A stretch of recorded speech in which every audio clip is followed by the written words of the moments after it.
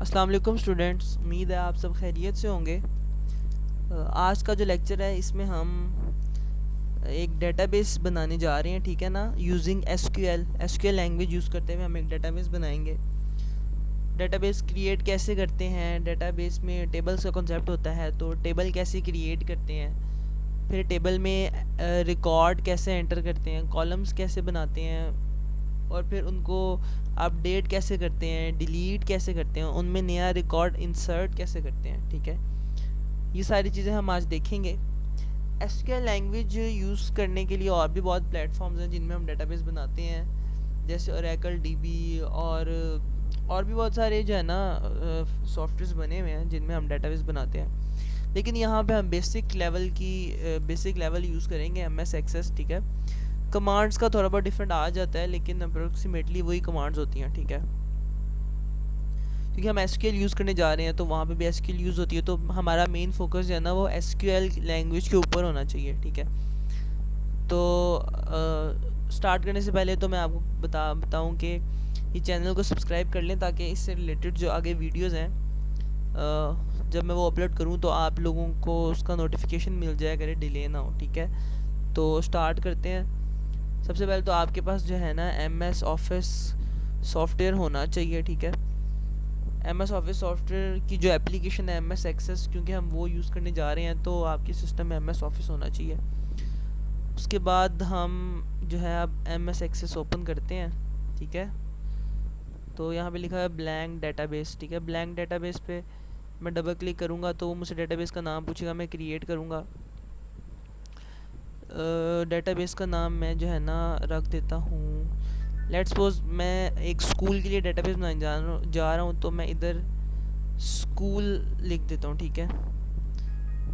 वो कह रहा है ऑलरेडी एग्जिस्ट है, मैं इसको यस कर देता हूँ, रिप्लेस कर देता हूँ। तो देखो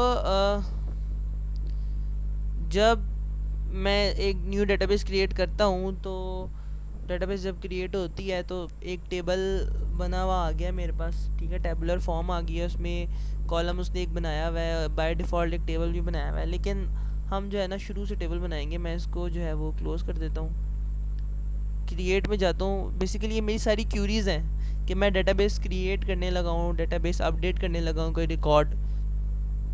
रिकॉर्ड इंसर्ट करने लगा हूँ, कोई रिकॉर्ड जो है उसको डिलीट करने लगा हूँ, ठीक है ना। ये सारी मेरी क्यूरीज़ हैं। इसके लिए क्यूरी जनरेट करनी पड़ती है, ठीक है। ये जो क्यूरी का आपके सामने व्यू आ रहा है, ये डिज़ाइन व्यू है, ठीक है। हम हम इसके एसक्यूएल व्यू में जाना चाहते हैं। ये टॉप कॉर्नर पे एसक्यूएल व्यू लिखा हुआ है, तो इसमें हम एसक्यूएल व्यू पे जाएंगे तो उसने हमारे सामने ये इन्वायरमेंट ओपन कर दिया है, जहाँ पे हम अपने टेबल क्रिएट करेंगे और जो भी हमने क्यूरी करनी होती है वो हम यहाँ पे करते हैं, ठीक है। तो सबसे पहले मैं टेबल क्रिएट करने जा रहा हूँ, क्रिएट टेबल, आगे उस टेबल का नाम लिखूँगा। मैं टेबल बनाने लगा हूँ, स्टूडेंट के नाम का टेबल बनाने लगा हूँ, लेट्स सपोज स्टूडेंट। अब मैं इसको सेमीकोलन लगा कर रन कर दूंगा, मेरा टेबल तो क्रिएट हो जाएगा, मुझे बाद में एंट्रीज करनी पड़ेंगी। तो मैं क्या कर रहा हूँ, मैं यहीं पे एंट्रीज कर रहा हूँ, ठीक है। मतलब कॉलम्स मुझे बनाने पड़ेंगे बाद में अलहदा से। तो एक क्यूरी में हम क्यूरी जो एक ये इन्वायरमेंट पेज ओपन हुआ है ना, मैं इसके अंदर एक ही क्यूरी बना सकता हूँ, ठीक है। एक क्यूरी बनाने के बाद मैं इसी के अंदर ही दूसरी क्यूरी नहीं बनाऊँगा, ठीक है। तो अब मैं जो है यहीं पे स्टूडेंट का टेबल क्रिएट करके उसके नीचे ही उसको बताने लगा हूँ कि कौन कौन से कॉलम्स यूज़ होने हैं। तो सबसे पहले मैं इधर लिखता हूँ आईडी, आगे मुझे उसकी डाटा टाइप भी बतानी है। डाटा टाइप का मतलब है कि इस आईडी के कॉलम के अंदर मैं किस तरह का डाटा एंटर करूँगा। ज़ाहिर बात है नंबर्स होंगे तो मैं इधर इंटीजर लिख देता हूँ। अगला कॉलम होगा मेरा फर्स्ट नेम का, फर्स्ट नेम, ठीक है। यहाँ पे मैं उसको कैरेक्टर की डाटा टाइप दे देता हूँ और उसको लेंथ भी बता देता हूँ 255 कैरेक्टर तक। अगला कॉलम होगा मेरा लास्ट नेम का,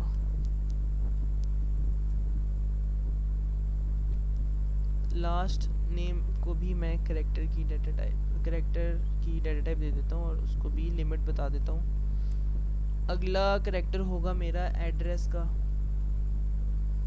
एड्रेस में मैं जो है ना वारचार लिख देता हूँ। वारचार का मतलब है कि मैं इसमें स्पेशल कैरेक्टर्स भी यूज़ कर सकता हूँ।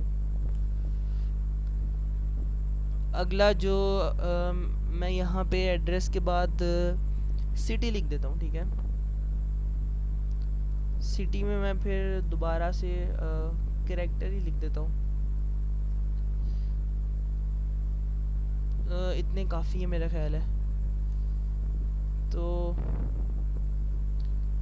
तो ये अब क्यूरी क्या करेगी, ये एक स्टूडेंट के नाम का टेबल क्रिएट कर देगी जिसके अंदर ID, first name, last name, address और सिटी के कॉलम बने हुए होंगे। रिकॉर्ड अभी मैंने एंटर नहीं किया, ठीक है। तो मैं इसको यहाँ से रन करूँगा। तो जैसे ही मैंने इसको रन किया, आपने देखा यहाँ पे ये टेबल जनरेट हो गया है, ठीक है। अब मैं इस क्यूरी को सेव कर लेता हूँ, ठीक है। क्यूरी का नाम रखता हूँ स्टूडेंट कॉलम्स। क्यूरी सेव भी होगी मेरी। यहाँ पे आपने देखा, मैं स्टूडेंट पे डबल क्लिक करता हूँ तो देखो मैंने अभी कोई एड्रेस नहीं एंटर किया था, मैंने एक स्टूडेंट के नाम का टेबल बनाया था जिसके अंदर मैंने आईडी कॉलम रखे थे, ID, first name, last name, address और सिटी। ये हमने यूज़ किया क्रिएट टेबल कैसे क्रिएट करते हैं, ठीक है। टेबल क्रिएट करने के बाद अब मैंने उसमें जो है ना रिकॉर्ड एंटर करना है, ठीक है। रिकॉर्ड कैसे एंटर करते हैं अब हम वो देखने जा रहे हैं, ठीक है। तो सबसे पहले रिकॉर्ड एंटर करने से पहले मुझे ये कॉलम्स जो है ना, कॉलम्स के नाम मुझे याद होने चाहिए और as it is ID, first name, last name, address और सिटी, ठीक है ना। अब मैं इनके अंदर रिकॉर्ड एंटर करने जा रहा हूँ। दोबारा से क्यूरी जनरेट करूँगा, ठीक है।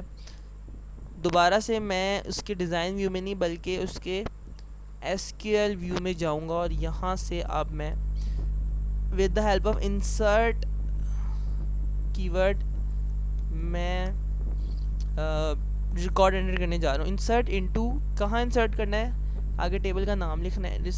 इंसर्ट इनटू स्टूडेंट, स्टूडेंट के टेबल में इंसर्ट करना है। आगे अब क्या है, आगे मैंने उसको पहले कॉलम्स के बारे में बताना है, कॉलम का नाम बताना है। आईडी का कॉलम है फर्स्ट, बिल्कुल सेम एज वैसे ही होना चाहिए जैसे हमने बनाए हुए हैं। लास्ट नेम का कॉलम है, उसके बाद एड्रेस का कॉलम है और एंड पे सिटी का कॉलम है, ठीक है।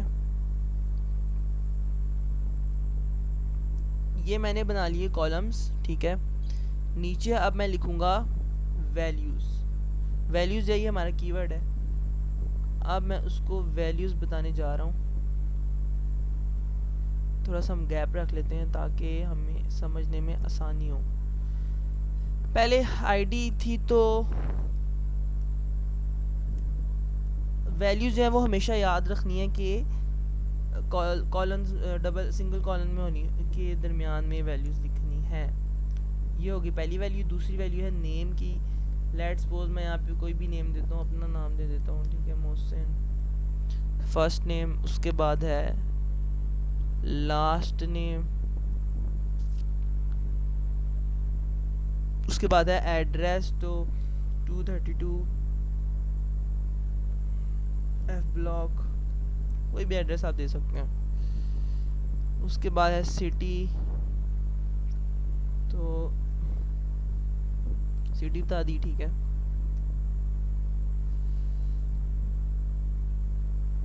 ठीक है, ये हो गया मेरा पहला रिकॉर्ड। पहला रिकॉर्ड मैंने लिख लिया है। अब मैं इसको रन करके देखता हूँ। सिंटैक्स एरर कहीं पे जो है ना मैं कोई गलती कर रहा हूँ। कहाँ पे कर रहा हूँ, कोई ऑपरेटर जो है ना मैंने मिस कर दिया है। हाँ, मैंने यहाँ पे इसको सेमीकोलन नहीं लगाया। अच्छा, एरर्स आना कोई नेगेटिव चीज़ नहीं होती है, ये पॉजिटिव होती है, इसलिए कि जब एरर आता है और जब हमें उसकी रीज़न पता लगती है तो हम अगली दफ़ा एहतियात करते हैं कि वो रीज़न, उस रीज़न की वजह से दोबारा एरर ना आए, ठीक है। तो मैं यहाँ पे एक सेमीकोलन लगाना भूल गया था, तो अब मैंने लगा लिया। अब इसको रन करके देखते हैं। कह रहा है you are about to append one row, मतलब हम एक रो को चेंज करने जा रहे हैं, अपेंड करने जा रहे हैं। कह रहा है कि आप एक दफ़ा क्लिक करेंगे तो वो रो जो है ना जिसमें चेंजिंग हो जाएगी। मैं कह रहा हूँ कि हाँ मैं करना चाह रहा हूँ। तो मेरी जो अब स्टूडेंट की टेबल है उसके अंदर ये रिकॉर्ड एंटर हो गया हुआ है, ठीक है। ये इसलिए नहीं दिखा रहा क्योंकि ये रिफ़्रेश नहीं हुआ। यहाँ से मैं इसको रिफ़्रेश करूँगा तो देखो वो डाटा सारा एंटर हो गया। मैं इस तरह की 5 एंट्रीज और करूँगा, ठीक है। मैं यहीं से कर देता हूँ ताकि टाइम ना वेस्ट हो। यहाँ पे मैं कोई भी नाम दे देता हूँ, अली। असल में मेरे पास ये डेटाबेस बनी हुई थी, बट मैं चाह रहा था कि आप लोगों को ना शुरू से सारा कॉन्सेप्ट का पता चल जाए ताकि कोई मुश्किल ना हो, ठीक है। ये मैंने एक नया रिकॉर्ड बनाया है, इसको मैं जो है ना ओहो मुझे दोबारा से क्यूरी जनरेट करनी पड़ेगी।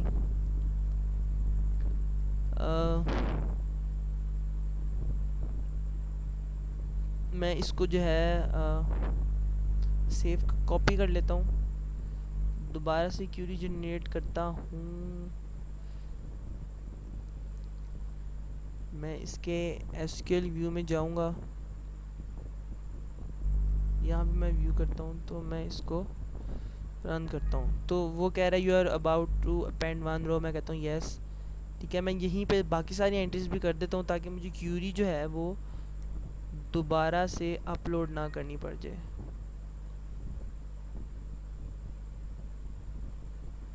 ठीक है, तीसरा रिकॉर्ड बनाने लगा हूँ मैं यहाँ पे।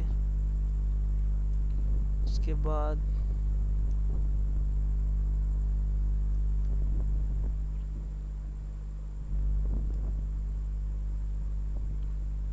वैसली सिटी चेंज कर देता हूँ, यहाँ पे लिख देता हूँ मैं रावलपिंडी, ठीक है। मैं इसको रन करता हूँ, यस। चौथा रिकॉर्ड भी मैं एंटर करता हूँ, इसको मैं इसका भाई बना देता हूँ ताकि हमें अगर हम कल को कोई क्यूरी बना रहे हो तो ये उस क्यूरी में ये हमारे लिए हेल्पफुल हो, ये वाला रिकॉर्ड, ठीक है। तो ये भी पिन सेम वही रखते हैं।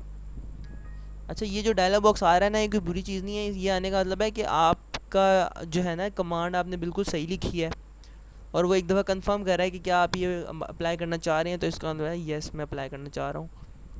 यहाँ पे एक और रिकॉर्ड बना देते हैं शाजिल का, ठीक है। उसका एड्रेस भी चेंज कर देते हैं, सी ब्लॉक। उसको बना देते हैं मुल्तान का। सिटीज़ डिफरेंट थोड़ी सी रख दी हैं ताकि कल को क्यूरी निकाल रहे हो तो हमें समझने में आसानी हो, ठीक है। तो मैं कहता हूँ यस, ठीक है। अब मैंने 5 रिकॉर्ड एंटर कर दिए हैं इस क्यूरी से। अब मैं उसको रिफ़्रेश करके देखूँ तो देखें 5 रिकॉर्ड जो हैं वो एंटर हो गए हुए हैं, ठीक है।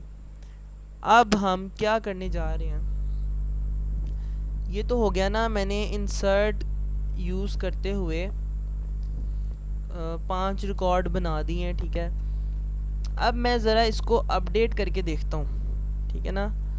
अपडेट क्या करना है, मेरे से गलती ये हो गई कि मैंने जो है ना अहमद का एड्रेस सेम कर दिया इनसे। अब मुझे अहमद का एड्रेस जो है ना वो चेंज करना है, अपडेट करना है, ठीक है। तो मैं अहमद का एड्रेस यहाँ से डायरेक्ट अपडेट नहीं करूँगा, बल्कि मैं क्यूरी से अपडेट करूँगा। मैं एक नई क्यूरी जनरेट करता हूँ। मैं अगेन इसके एसक्यूएल व्यू में जाऊँगा। अब मैं अपडेट का कीवर्ड यूज़ करने लगा हूँ, ठीक है। अपडेट, मुझे अपडेट करना है, टेबल का नाम बताना है, किस टेबल को अपडेट करना है, स्टूडेंट के टेबल को अपडेट करना है, ठीक है। स्टूडेंट के टेबल में आपने क्या अपडेट करना है, मैंने स्टूडेंट के टेबल में मैंने अपडेट करना था एड्रेस, ठीक है। तो मैं क्या कहता हूँ set address is equal to, अब मैंने जो उसका एड्रेस है ना वो बताना, लेट्स सपोज 45 डी ब्लॉक, ठीक है। डी ब्लॉक ये मैंने एड्रेस लिखना था, ये मैंने एड्रेस अपडेट करना है। कहाँ पे करना है, अब मैंने उसको 2 चीज़ें बताई हैं, इस टेबल को अपडेट करना है, इस टेबल में क्या अपडेट करना है, एड्रेस अपडेट करना है। अब मुझे आगे बताना है कि किसका एड्रेस अपडेट करना है, जहाँ पे where ID is equal to, उसकी आईडी वो दूसरे नंबर पे था मेरा ख्याल है, ठीक है, तो उसकी आईडी होगी 1002, ठीक है। मैंने उसको बता दिया है कि अपडेट करना है स्टूडेंट के टेबल में किसको, एड्रेस को क्या अपडेट करना है, ये अपडेट करना है कहाँ पे, जहाँ पे जो आईडी है वो 1002 लिखी हुई है। तो मैं इसको रन करके देखता हूँ, वो कह रहा है डाटा टाइप मिस मैच इन क्राइटेरिया एक्सप्रेशन। मैंने कहीं पे जो है ना वो उसकी डाटा टाइप गलत लिख दी है, ठीक है, वो मैं दोबारा देख लेता हूँ मैंने डाटा टाइप कहाँ पे गलत लिखी है ताकि मुझे कोई इशू ना हो, ठीक है। मैं वापस स्टूडेंट के टेबल पे जाता हूँ, मुझे बिल्कुल ये आईडी अपडेट करनी थी जहाँ पे, ठीक है। अब मैं इधर आता हूँ,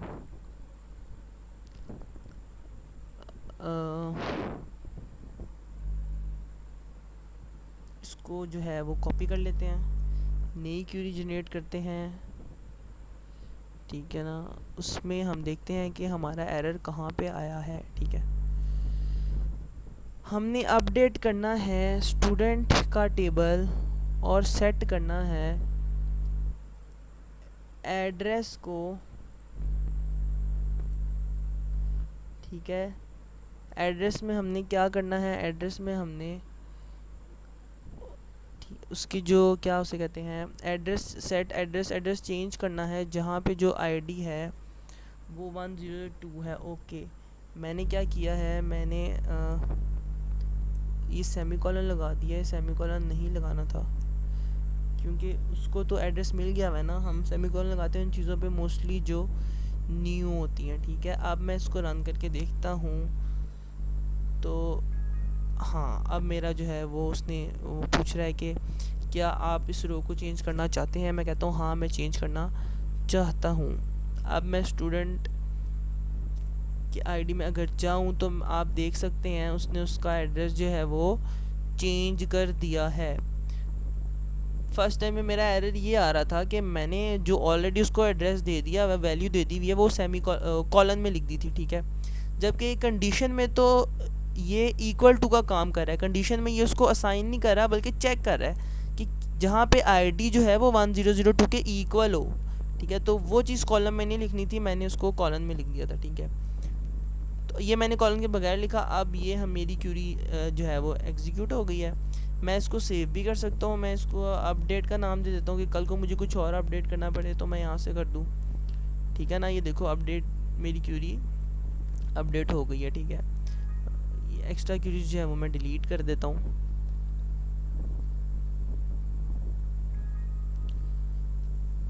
ये मैंने आपको अपडेट करके दिखा दिया कि अगर हमने कोई चीज़ अपडेट करनी है, ठीक है। तो अब आगे है कि अगर मैंने कोई चीज़ डिलीट करनी है, ठीक है ना, डिलीट क्या करना है, लेट्स सपोज सेम कोई मुश्किल नहीं है, वही सबसे पहले तो वही क्यूरी जनरेट करनी है, ठीक है ना, और उसके एसक्यूएल व्यू में जाना है। सेम डिलीट का जो है ना वो कीवर्ड यूज़ करना है। डिलीट कहाँ से डिलीट करना है, स्टूडेंट के टेबल में से, फ्रॉम स्टूडेंट। कहाँ पे डिलीट करना है, जहाँ पे सिंपल कंडीशन बतानी है, वेयर, कोई भी कंडीशन बता सकता हूँ मैं, उसकी आईडी ले लूँ, स्टूडेंट लास्ट नेम ले लूँ, फर्स्ट नेम ले लूँ, एड्रेस ले लूँ मैं, फिर वही जो है ना उसकी आईडी बताता हूँ, where ID is equal to, जहाँ पे जो है ना वो आईडी इक्वल है किसके, 1005 लिख देता हूँ, ठीक है। मैं उसको दोबारा से मैं उसको जो है ना वो दोबारा से भी ऐड कर दूंगा। तो ये मेरी डिलीट की क्यूरी बन गई और कह रहा है डिलीट करना है स्टूडेंट के टेबल में जहाँ पे आईडी जो है 1005 है। तो मैं इसको रन करता हूँ। ओके, मैंने फिर वही मिस्टेक कर दी कि मैंने इसको कॉलन में लिख दिया जबकि नहीं लिखना था, ठीक है। अब मैं इसको रन करता हूँ। वो कह रहा है you are about to delete one row from the specified table, कि मैं इस टेबल में से एक रो डिलीट करने जा रहा हूँ। तो यस मुझे डिलीट करना है, ठीक है। अब मैं स्टूडेंट के टेबल में जाता हूँ, डिलीटेड, ठीक है ना। मेरी वो 5वीं रो जो है वो डिलीट हो गई है। अब मैं अगर उसको वापस लाना चाहूँ तो मैं क्या करूँगा, 1 मिनट, ठीक है ना। मैं उसको दोबारा इंसर्ट कर दूँगा, ठीक है। अब जो है हमने क्रिएट भी देख लिया, हमने अपडेट भी देख लिया, हमने डिलीट भी देख लिया, ठीक है, हमने इंसर्ट भी देख लिया। तो अब यहाँ से हमें अब हम सिलेक्ट देखते हैं। सिलेक्ट तो हमने देखा ही नहीं, इसको जो है हम क्लोज़ कर देते हैं। अगर हम सेव करना चाहें हम सेव भी कर सकते हैं क्यूरीज को, ठीक है। अब मेरे पास जो है ना ये 4 वो हैं सिटीज़ के स्टूडेंट, 2 सिटीज़ के स्टूडेंट हैं, लाहौर से आए हुए, पिंडी से आए हुए, ठीक है। सबसे पहले तो मैं अगर देखूं, मैं देखना चाहता हूँ वो लोग जो लाहौर के हैं सिर्फ, ठीक है, वो लोग जो सिर्फ लाहौर के हैं। तो मैं क्या करूँगा, ठीक है, मैं कंडीशन लगाऊंगा। कंडीशन में मैं बताऊंगा कि सिलेक्ट ऑल फ्रॉम, आगे टेबल का नाम लिखूंगा और फिर बताऊंगा कंडीशन आगे where city is equal to जो है ना लाहौर, ठीक है। लेकिन अगर मैं चेक करना चाहता हूँ, अगर मैं सारे स्टूडेंट्स को चेक करना चाहता हूँ तो मैं सिर्फ लिखूँगा सिलेक्ट ऑल, आगे मैं टेबल का नाम लिख दूँगा, ठीक है। तो वो क्या करेगा, मुझे सारे के सारा डाटा जो है ना वो शो करवा देगा। लेट्स सपोज मेरे पास जो है ना कोई 10,000 स्टूडेंट्स का डाटा है, कोई कहीं से आया हुआ है, कोई कहीं से आया हुआ है, लेकिन मैं देखना चाहता हूँ वो स्टूडेंट्स जिनकी जो लाहौर से हैं, ठीक है। तो मैं क्या करूँगा, सिलेक्ट, यहाँ पे हमेशा याद रखना है ये जो सिंबल है ना एस्टेरिक का, ये इसका मतलब होता है ऑल। सिलेक्ट ऑल फ्रॉम कहाँ से, स्टूडेंट के टेबल में से, लेकिन वो वाले ऑल वेयर जहाँ पे सिटी जो है वो लाहौर है,